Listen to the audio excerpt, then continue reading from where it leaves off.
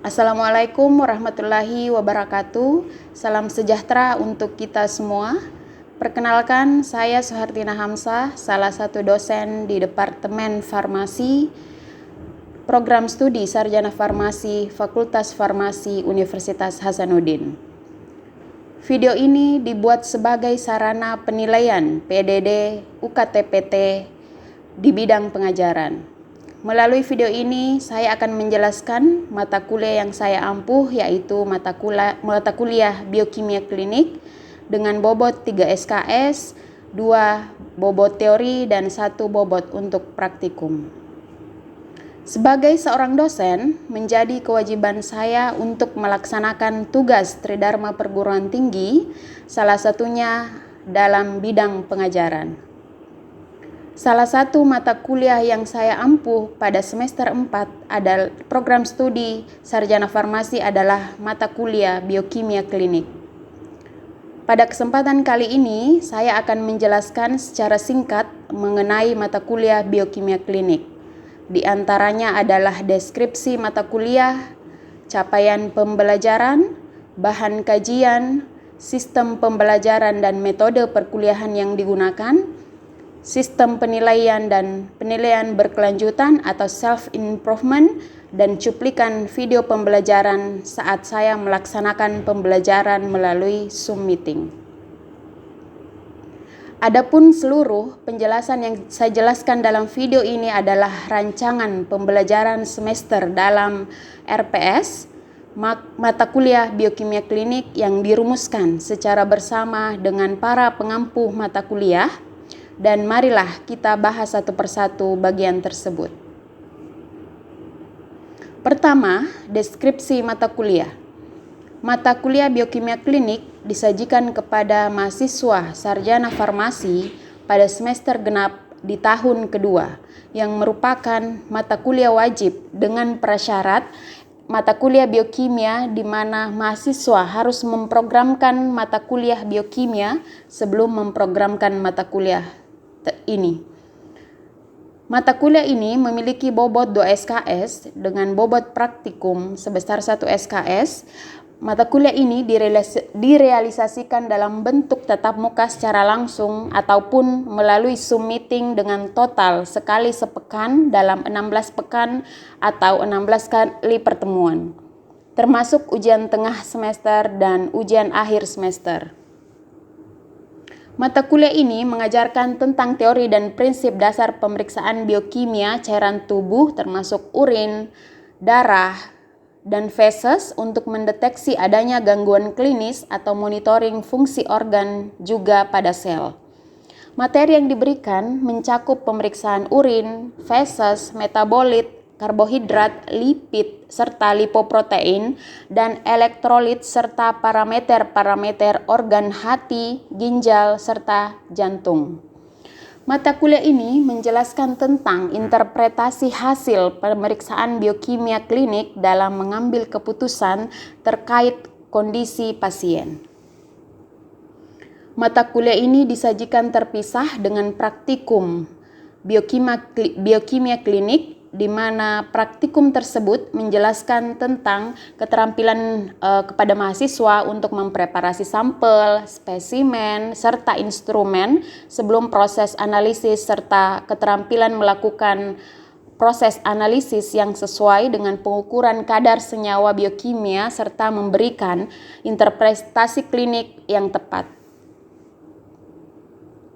Kemudian yang kedua adalah CPL Prodi. CPL Prodi yang dibebankan adalah 4 capaian pembelajaran pada mata kuliah ini, yaitu kompetensi yang diharapkan harus dimiliki oleh peserta didik sebelum lulus perguruan tinggi atau pada saat sudah menjadi lulusan baru. CPL kemudian dituangkan menjadi CPMK yang dapat dinilai pada beberapa metode asesmen seperti tugas, ujian tengah semester, dan ujian akhir semester atau media asesmen lain, sehingga CPMK ini menjadi kompetensi yang diharapkan mahasiswa setelah memprogramkan mata kuliah ini dapat tercapai. Kemudian saya runut CPMK Biokimia Klinik yang terdiri atas 5. Yang pertama adalah mahasiswa mampu menjelaskan teknik dasar, mulai dari instrumentasi, kontrol kualitas dari cairan tubuh. Kemudian mahasiswa mampu membedakan apa parameter biokimia klinik yang diperoleh dari cairan tubuh. Kemudian mahasiswa mampu menginterpretasikan apa saja jenis-jenis parameter dari biokimia. Kemudian mahasiswa mampu mengevaluasi kasus klinik yang berhubungan dengan kadar biomarker pada cairan tubuh, kemudian mampu mengemukakan opini atau argumen secara sistematis dengan relevan dan akurat. Kemudian CPMK 1 diukur dengan multiple choice question tes dengan bobot tes adalah sebesar 10% dan juga interactive learning dengan bobot 2%. Kemudian pada CPMK 2 diukur dengan metode yang sama yaitu multiple choice question dengan bobot 12,5% dan juga interactive learning sebesar 2%. Kemudian pada CPMK 3 diukur dengan metode multiple choice question sebesar 17,5% dan pada interactive learning dengan bobot sebesar 2%. Kemudian pada CPMK 4 diukur dengan case based learning atau CBL sebesar 10% dan multiple choice question sebesar 10% serta interactive learning sebesar 2%. Dan pada CPMK 5 diukur dengan case based learning berupa group discussion dengan bobot 2% dan group concentration dengan bobot 2%. Kemudian pada metode penilaian dalam mata kuliah ini adalah mid test dengan bobot sebesar 25%, interactive learning dengan bobot sebesar 8%, kemudian case based learning dengan analytic paper dengan bobot sebesar 10%, dengan case based learning pada group discussion dengan bobot 12%, dengan case based learning pada group presentation sebesar 20% dan terakhir adalah ujian akhir semester dengan bobot sebesar 25%. Dan sistem pembelajaran yang kami gunakan ada dua, yaitu metode asynchronous dengan synchronize. Jadi untuk metode asynchronous kami menggunakan aplikasi Sekolah, yaitu Learning Management System atau LMS yang kemudian dikembangkan di Unhas, sedangkan metode synchronize telah mengalami pergeseran yang awalnya dari Zoom atau online menjadi tatap muka atau luring. Di Sekolah, kami mengupload pada Learning Management System tersebut bahan ajar sehingga mahasiswa mudah mengakses bahan atau materi ajar terkait perkuliahan. Kemudian pada akhir perkuliahan, kami memberikan postage untuk merangkum mata kuliah yang telah diberikan sehingga CPMK dapat dicapai baik maupun secara asinkronis maupun secara sinkronis. Kemudian, metode pembelajaran yang kami gunakan dalam perkuliahan ini adalah metode ceramah, tanya jawab, case based learning, presentasi maupun diskusi kelompok. Kami berharap dengan metode tersebut siswa dapat berperan aktif dalam perkuliahan. Keaktifan mahasiswa dilihat dengan memperhatikan bagaimana mahasiswa tersebut bisa menjawab pertanyaan dengan benar, atau mahasiswa dapat memberikan umpan balik dari pertanyaan yang diberikan, serta mahasiswa dapat menjawab secara benar dan tepat, berperan aktif bertanya dan menjawab post-test setelah perkuliahan selesai. Kemudian pada perbaikan berkelanjutan atau self-improvement diwujudkan dengan selalu mengupdate akreditasi pada Fakultas Farmasi khususnya di program studi sarjana farmasi, di mana program studi sarjana farmasi terakreditasi unggul dalam LAMPTKES atau akreditasi kesehatan dan juga terakreditasi internasional ASIIN. Guna untuk perbaikan berkelanjutan tersebut, diharapkan pada setiap pengampu mata kuliah dapat mendokumentasikan hasil asesmennya, kemudian dikumpulkan dalam satu bentuk portofolio sebagai langkah perbaikan akreditasi ke depan terhadap hasil asesmen kepada mahasiswa. Demikian penjelasan saya terkait mata kuliah biokimia klinik yang saya gunakan sebagai salah satu metode sarana penilaian pernyataan diri dosen dalam unjuk kerja Tridharma Perguruan Tinggi. Sekian dan terima kasih. Assalamualaikum warahmatullahi wabarakatuh.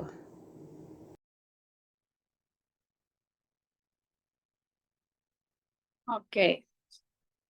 Assalamualaikum warahmatullahi wabarakatuh. Selamat malam semuanya. Waalaikumsalam Waalaikumsalam warahmatullahi warahmatullahi wabarakatuh. Baik, sehat. Ya, semoga sehat dan semangat ya. Jadi, sebelum kita mulai materi hari ini, saya mau kasih clue apa topik perkuliahan, tapi udah muncul apa topik perkuliahan hari ini. Jadi tadi sudah makan kan sebelum ini Zoom kan? Sudah, Ibu. Ya, Sudah, apa Ibu. kan Sudah, Ibu. itu jenis-jenis dari kita hari ini. Ada yang makan protein saja kah, atau karbo saja kah, atau mie instan saja kah? Semua itu jenis karbo. Nah, jadi mungkin ada yang makan nasi ya, roti, ubi, kentang, atau itu bubur, atau itu mie instan ya. Jadi tanpa kita sadari sebenarnya dalam setiap gigitan itu, makanan pokok itu kita sedang mengonsumsi sesuatu yang sangat penting untuk tubuh sebenarnya. Jadi pernah nggak kalian rasa kayak lemas, tidak berenergi sebelum sempat makan? Pasti pernah ya. Jadi kayak, Pernah, Ibu. ya, jadi kayak apa sih sebenarnya bahan bakar utama yang membuat eh, kita berenergi, kita punya semangat untuk berpikir, bahkan untuk bernafas saja. Nah, inilah kita akan bahas karbohidrat di sini. Jadi kayak kita akan mengungkap rahasia di balik bahan bakar. Sebenarnya karbo ini adalah bahan bakar kita, bahan bakar utama dalam tubuh kita. Jadi kita akan belajar mengenai karbohidrat. Jadi karbohidrat ini merupakan makronutrien paling vital dalam tubuh kita. Jadi mari kita mulai, tapi sebelum itu saya akan menjelaskan dulu apa sih capaian pembelajaran mata kuliah hari ini atau disebut CPMK. Jadi sasaran CPMK kita, capaian pembelajaran mata kuliah ini, mahasiswa diharapkan mampu mengaplikasikan konsep biokimia dalam memecahkan masalah kefarmasian secara aktual berdasarkan informasi ilmiah yang akurat dari sumber yang sah. Jadi itu adalah CPMK kita. Jadi ada sasaran yang mau dicapai dari tiap materi yang diberikan. Nah, next ada CPL atau capaian pembelajaran atau sub CPMK. Jadi ada beberapa CPL di sini, ada 1 sampai 6. Jadi CPL 1 itu mahasiswa dapat diharapkan mampu membedakan tipe, struktur kimia, atau fungsi fisiologis dari senyawa biokimia penting, termasuk itu mineral, enzim, protein, karbohidrat, dan asam nukleat. Kemudian yang kedua itu mampu menjelaskan jalur metabolismenya kayak degradasi atau biosintesis, itu termasuk semua adalah biomolekul penting. Nah, kemudian di CPL ketiga, mahasiswa mampu menganalisis bagaimana gangguan metabolisme nih yang dapat menimbulkan gejala klinis atau penyakit tertentu. Kemudian CPL 4 itu mahasiswa juga harus mampu mengemukakan opini atau argumennya secara sistematis berdasarkan informasi yang akurat dan relevan. Nah, kemudian CPL 5 setelah mengemukakan opininya, mahasiswa bisa membuat satu laporan ilmiah atau berdasarkan percobaan biokimia, termasuk pemeriksaannya, deteksinya, isolasinya, di karbohidrat atau protein atau lipid atau asam nukleat, dan reaksi enzimatisnya. Nah, kemudian CPL 6 mampu mengevaluasi efek metabolisme biomolekul terhadap kadarnya dalam plasma atau jaringan pada kondisi fisiologis dan patologis. Next. Nah, kemudian kemudian materi karbohidrat ini termasuk dalam CPL 1.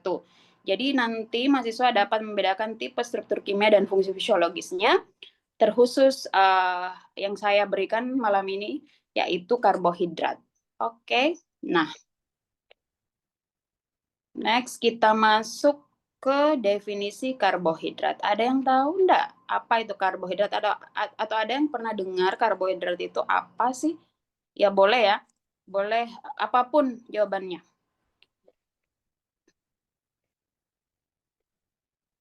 Saya Ibu. Oke, silakan.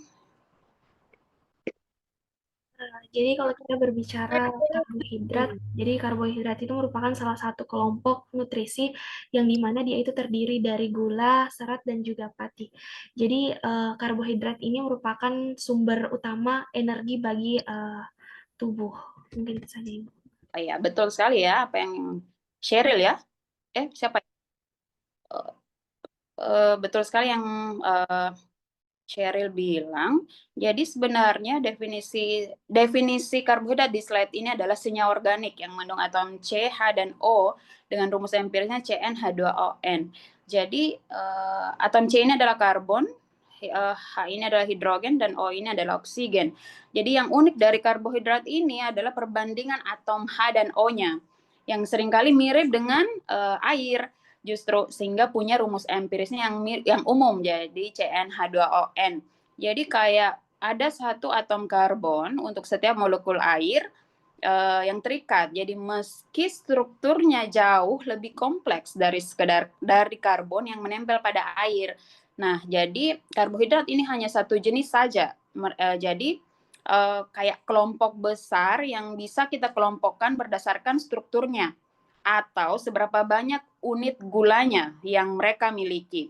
Jadi ada 4 kelompoknya. Kita melangkah ke reaksi 8. Masih semangat ya? Nah, kalau tahap ini justru menuju pembentukan pirufat, justru 2 reaksi terakhir. Jadi pirufat sudah mau terbentuk, jadi nanti dehidrasi. Ada namanya dehidrasi, mengalami dehidrasi yaitu molekul airnya atau H2O-nya dikeluarkan dari molekul tersebut. Jadi nama enzimnya yang mengkatalisasi ini adalah fosfogliserat mutase. Jadi kenapa penting? Karena dengan terlepasnya molekul air ini, ikatan fosfatnya menjadi sangat tidak stabil. Jadi kalau sangat tidak stabil, justru energinya tinggi. Jadi ini kayak charge, kayak mengecas molekul untuk persiapan reaksi berikutnya atau reaksi terakhir di mana energi besarnya tersebut akan digunakan untuk menghasilkan ATP. Nah, kemudian lanjut di reaksi ke-9. Jadi reaksi ke-9 ini pada tahap final ini molekul fosfoenol pirufat atau PEP yang sangat berenergi tinggi ini justru akan sudah terlepas gugus fosfatnya. Jadi kayak gugus fosfat yang tadi yang lepas, yang punya energi sangat tinggi ini ditransfer langsung ke molekul ADP atau adenosin difosfat untuk jadi ATP. Jadi ingat bahwa gugus fosfogliserat ini tadi akan melepaskan gugus fosfatnya. Jadi ditransfer ke molekul ADP menjadi molekul ATP. Jadi ini kayak pembayaran energi kedua dalam tahap glikolisis selain reaksi 7 tadi, itu namanya fosforilasi tingkat substrat. Jadi setelah kehilangan gugus fosfatnya, apa yang terjadi? Diubah lagi jadi itu nanti yang produk akhir dari glikolisis ini yaitu pirufat. Jadi enzim yang mengkatalisis reaksi terakhir ini adalah pirufat kinase. Jadi dengan selesainya sebenarnya reaksi 9 ini kita telah mengonversi 1 molekul glukosa menjadi 2 molekul pirufat, menghasilkan total bersih 2 ATP dan 2 NADH dari keseluruhan proses glikolisis. Jadi siap untuk masuk ke tahap metabolisme selanjutnya. Mau itu siklus Krebs, kondisi anaerobik, non-aerobik, atau fermentasi dalam kondisi yang anaerob. Nah, kemudian ada reaksi terakhir ya. Jadi kembali tadi secara keseluruhan kita bisa lihat bahwa 5 reaksi awal itu tidak terjadi pembentukan ATP, malah terjadi pemakaian ATP. Jadi saya ulang, 5 reaksi awal itu tidak terjadi pembentukan ATP, malah terjadi pemakaian ATP. Kalau istilahnya itu adalah ATP infestation stage. Jadi terjadi pemakaian ATP di 5 reaksi awal. Sedangkan pada reaksi 6 sampai 10 itu adalah pembayaran ATP payoff atau tahap pembayaran energi. Jadi setelah kita selesaikan semua 9 reaksi gliko ini yang sudah menghasilkan piruvat, kita akan lihat apa yang terjadi selanjutnya pada piruvat terutama dalam kondisi tertentu. Karena dengan glikolisis ini berakhir dengan terbentuknya piruvat, maka reaksi terakhir ini biasanya merujuk pada nasib piruvat selanjutnya. Jadi piruvat itu terbentuk di reaksi 9, reaksi 10 ini justru bagaimana sih nasib piruvat selanjutnya yang justru sangat bergantung pada ketersediaan oksigen. Jadi kayak bisa kita fokus pada salah satu jalur penting yang bisa diambil yaitu piruvat, yaitu fermentasi alkohol yang menghasilkan etanol sering terjadi biasa pada ragi ketika tidak ada oksigen. Itu contohnya. Nah, ya selanjutnya, oke. Ada yang mau bertanya sebelum saya masuk ke kuis? Atau saya dulu ya yang bertanya ya? Oke. Saya butuh satu mahasiswa nih. Saya punya pertanyaan kira-kira setelah semua materi yang saya berikan tadi. Ini simple ya mungkin pertanyaannya. Nanti raise hand atau langsung jawab ketika ingin ini ya menjawab. Nah, sekarang terjadi fenomena muncul perdebatan atau miskonsepsi atau kebingungan. Nah, terutama untuk ciwi-ciwi ya. Kalau mau diet ini yang sebenarnya harus kita hindari karbo apa gula sih? Ya, gimana menurut adik-adik itu? Saya Ibu. Oke, silakan Irma.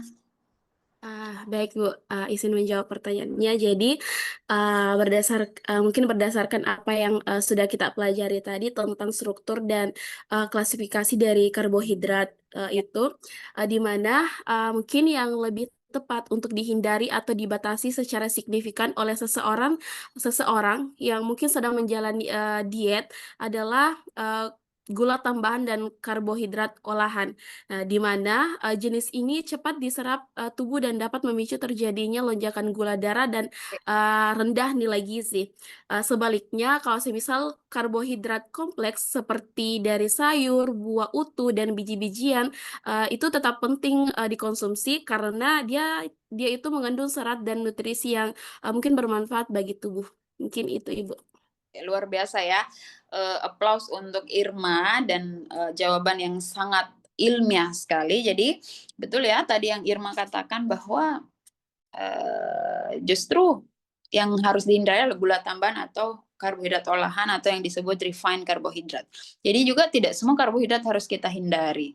Karena karbohidrat justru juga makronutrien esensial, sumber nutrisi penting juga karena ada seratnya, ada vitaminnya, ada mineralnya, dan antioksidannya. Jadi kalau kita bilang mengeliminasi semua karbohidrat itu adalah hal yang keliru atau sama saja dengan kita menghilangkan sumber nutrisi vital dalam tubuh. Oke. Ada yang mau bertanya lagi? Saya Ibu. Oke, silakan Olivia, silakan. Baik, sebelumnya terima kasih atas kesempatan yang diberikan. Yang saya akan bertanya pada bagian proses metabolisme. Nah, kan tadi sudah dijelaskan sama Ibu bahwa Ya. proses metabolisme itu ada berapa tahap. Nah, Ya. yang ingin saya tanyakan itu pada bagian glikolisisnya, tahap glikolisis. Nah, pertanyaan saya itu setelah glikolisis selesai, apakah hasil pemecahannya itu langsung bisa masuk ke namanya siklus Krebs? Ya. Atau apakah ada tahapan lain dulu sebelum masuk ke siklus Krebsnya? Terima kasih, Ibu. Oke, sama-sama. Pertanyaan yang sangat tepat dan menunjukkan pemahaman materi yang sangat baik ya. Jadi jawabannya adalah tidak atau no.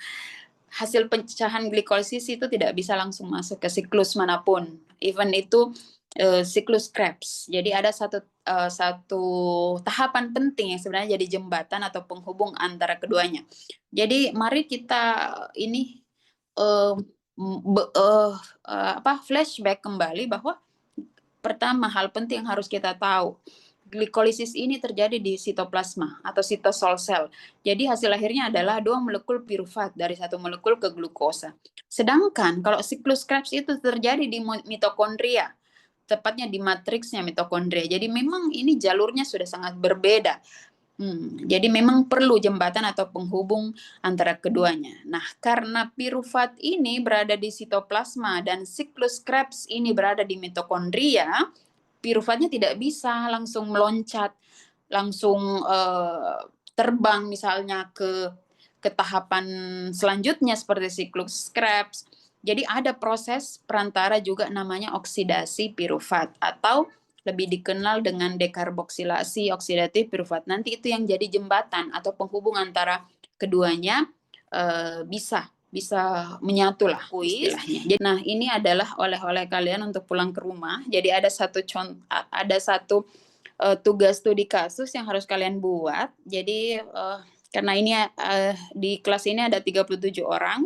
Jadi nomor 1 sampai 20 itu mengerjakan prinsip dasar pemeriksaan karbo dan kemudian interpretasi hasilnya pada pemeriksaan lab. Jadi urut 21 sampai 37 itu mengerjakan prinsip dasarnya, biomarker dan interpretasi hasil pada pemeriksaan laboratorium. Nah, ini tugasnya adalah individu atau perorangan. Jadi bukan kelompok, bukan tim. Jadi satu orang satu sesuai dengan nomor urut masing-masing dibuat dalam bentuk Word atau PowerPoint. Jadi sesuai kreativitas kalian aja. Bisa bikin dalam Word kah? Bisa bisa membuat dalam PowerPoint atau slide-slide. Kemudian kalian deskripsikan aja tugasnya semenarik mungkin, sekreatif kalian, se-fleksibel kalian. Apa sih itu misalnya, oh ya, ini adalah slide terakhir saya. Jadi setelah tadi ada oleh pulang ke rumah, jadi saya mungkin ini adalah sekedar motivasi saja untuk pejuang skripsi, pejuang mahasiswa yang lagi berjuangnya, apalagi kalian sudah semester 6 yang sedikit lagi akan selesai dan melanjutkan ke tahap selanjutnya, entah itu profesi apoteker, apa magister atau PhD nanti. Ya, mungkin itu hanya sekedar motivasi dari saya. Ya, oke. Itu Instagram saya. Mungkin suatu saat ada yang mau ditanyakan atau mau tahu kehidupan sekolah dokter di luar negeri ya. Oke, silakan. Saya welcome, open untuk ini ya, sharing ya. Oke. Sekian dan terima kasih ya.